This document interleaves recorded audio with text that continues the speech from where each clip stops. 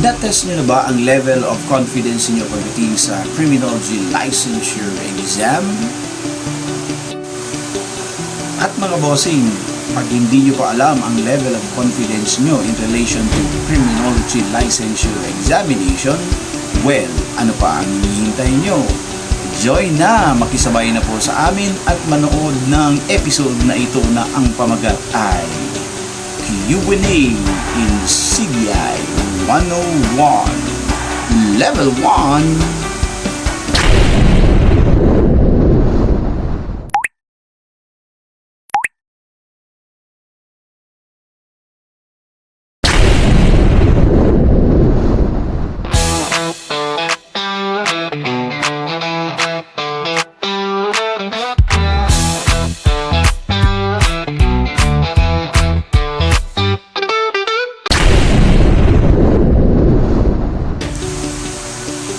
Hello guys, and welcome back to our channel called Johnny Private Ryan.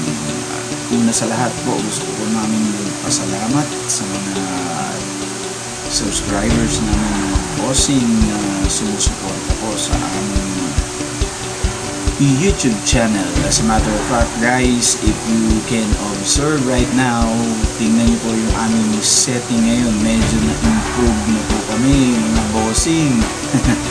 At biruin nyo, hindi pa po kami umabot ng 300 subscribers. Medyo meron na pong tumulong sa atin at nag-sponsor na ng vlogging equipment. Kagaya na lang itong ginagamit ko ngayon. Gusto kong magpasalamat sa aming sponsor, bossing. These are young and very beautiful people. Brilliant guys. Ito sila mga bossing, talagang very very thankful po kami sa kanila at talagang naobserbahan nila na yung content natin ay medyo informative at saka nagbibigay talaga ng assistance o tulong, especially sa ating criminology students, lalong lalo na yung mga gusto ng mag-take po ng board exam. Ayan, at medyo hindi na po sila masyadong gagastos ng kung ano-ano pang meron sa mga re-review po. At least na dito review TV na po. Ayan, so nagpapataba po talaga ng puso namin na talagang sadyang may mga tao po na yung puso po nila ay para po sa ibang tao na may nangangailangan po para lalong ma-improve ang mga programs or activities. So maraming salamat po once again sa ating bossing po. At saka ayun, sabi po nila at tutulong daw sila na lalong lalago ng ating YouTube channel. Ayan, sa pamamagitan ng pagdagdag po ng mga subscribers at pagla-like at pag-share at pag-comment at pag-click ng notification bell. So maraming salamat po sa inyo, hindi lang dito sa nag-sponsor sa atin sa mga equipment na ito, pati na rin po sa lahat ng subscribers natin. Ayan, lahat sila, kayo po ang aming bossing. So, rest assured na pag tayo ay lumago na or pag lumaki na po yung ating YouTube channel, atin po itong ibabalik sa nangangailangan at hihigitan pa po natin para lalong gumanda ang ating society, lalong ma-improve. Okay? At syempre, yung ultimate dream ng channel na ito, pagdating ng panahon ay kung marami na po yung ating subscribers at kayang-kaya na po. Ano po, ang ultimate dream po natin ay tatatag po tayo ng criminology school na libre po para sa mga taong or mga estudyante or young people na deserving na mag-aral pero hindi po nabigyan ng pagkakataon na magkaroon ng blessing, kumbaga financial blessing, kumbaga tayo ay magiging tulay po, okay? We will become a bridge of that gap so that we can really select and we can make these young people's dream come true. Ayan po. So, ayun. So, uulitin po natin. Ano po, maraming salamat po sa mga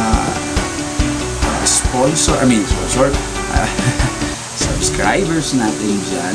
At lalong-lalo na yung sa mga young and beautiful people na nag-sponsor po ng ating vlog equipment. Itong mic na ito, naku, ang gandang pakinggan, guys. Ayan, mga bossing. So, ayun po. Sana, ano po, maabot natin yung ating ultimate dream.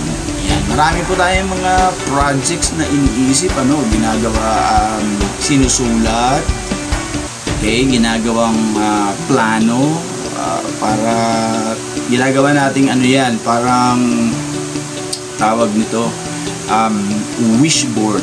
Ayan. So meron tayong wish board na ati pong nilalagay yung mga minimithi natin, yung mga dreams natin, So yung dream ko po, mga bossing, ay hindi lang po para sa akin, hindi po para sa pamilya. Yung dream namin, hindi rin para sa personal na para sa amin lang. Ang dream po namin ay para din sa mga taong deserving po na maging happy.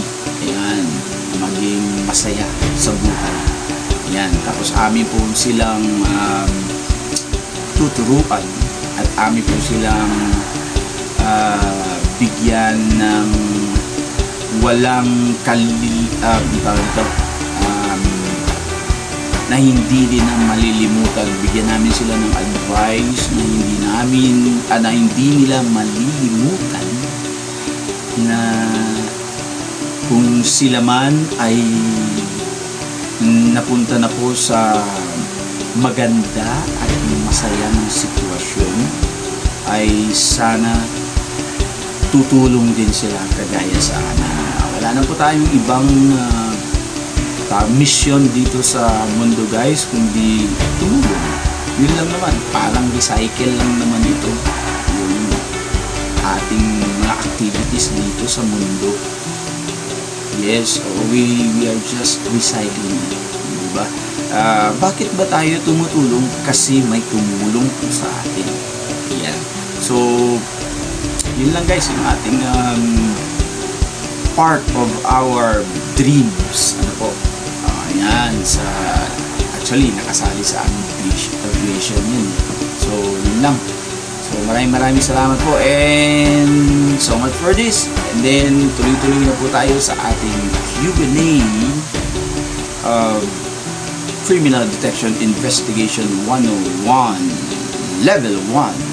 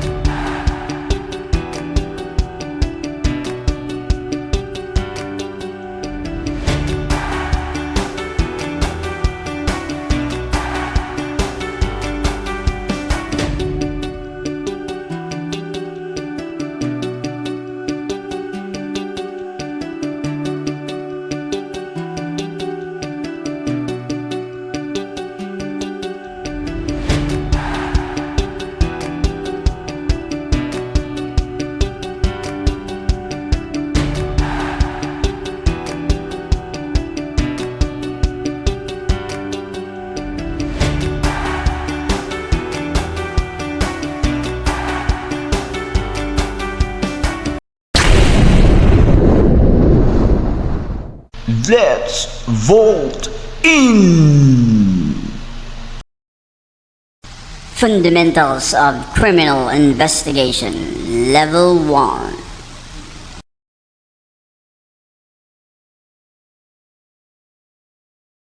Number 1.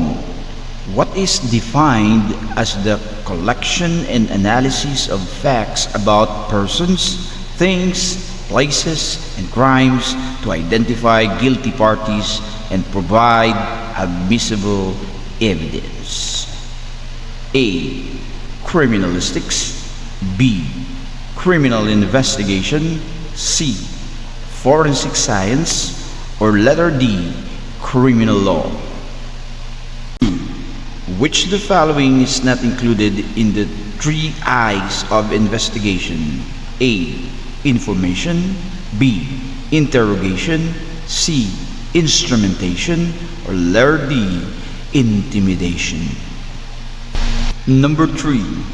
The 5 W's and 1 H in investigation includes all of the following except A. What. B. Where. C. Which, or letter D. How.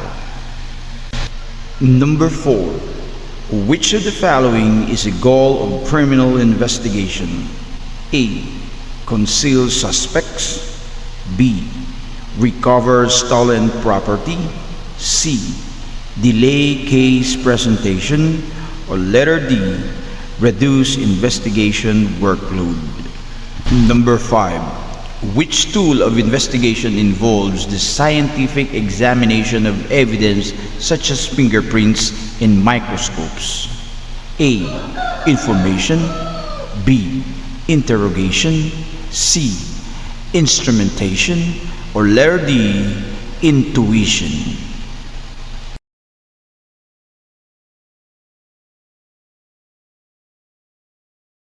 Number 6.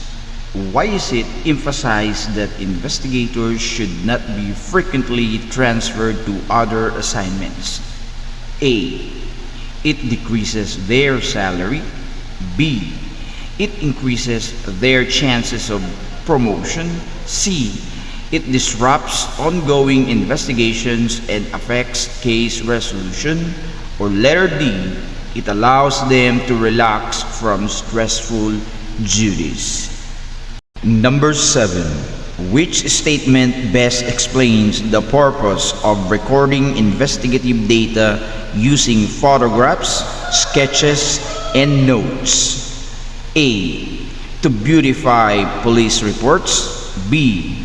To provide permanent and accurate record of a crime scene. C. To replace testimonies of witnesses. Or letter D. To reduce the workload of investigations. Number 8. Why is homicide investigation considered highly critical for law enforcement agencies? A. It rarely involves media coverage. B. It causes public panic and demands for greater police protection. C. It requires minimal resources. Or letter D. It always justifiable under the law. Which best explain the reason for maintaining a card index file in investigation? A. To create a decorative office archive. B. To record interrogated persons, telephone calls, and canvassed premises systematically. C. To replace logbooks and reports. Or letter D. To avoid writing daily reports. Number 10. Why is constant training and retraining essential for investigators? A. Because mediocrity cannot be tolerated in investigation work. B. Because it guarantees promotion to higher rank. C. Because it replaces actual investigative experience. Or letter D. Because it reduces the need for physical fitness.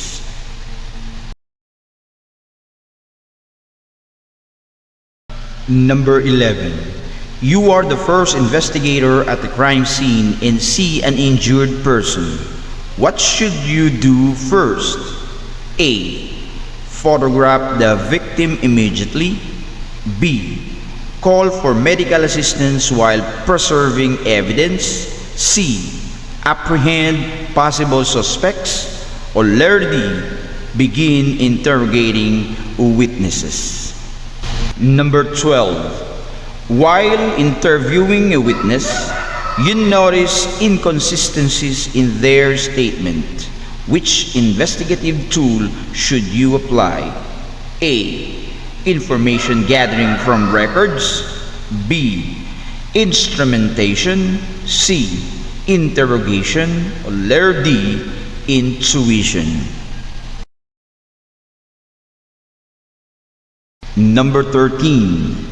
You are tasked with investigating a robbery case.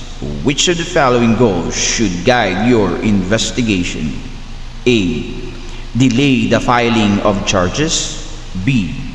Determine if a crime has been committed and identify suspects. C. Protect the suspect's reputation at all costs. Or D. Conceal stolen property. Number 14. During a homicide investigation, heavy rain threatens to wash away footprints. What should you do as an investigator? A. Ignore the footprints since they will soon disappear. B. Immediately cover them with protective material to preserve evidence. C. Wait until the rain stops before acting. Or D.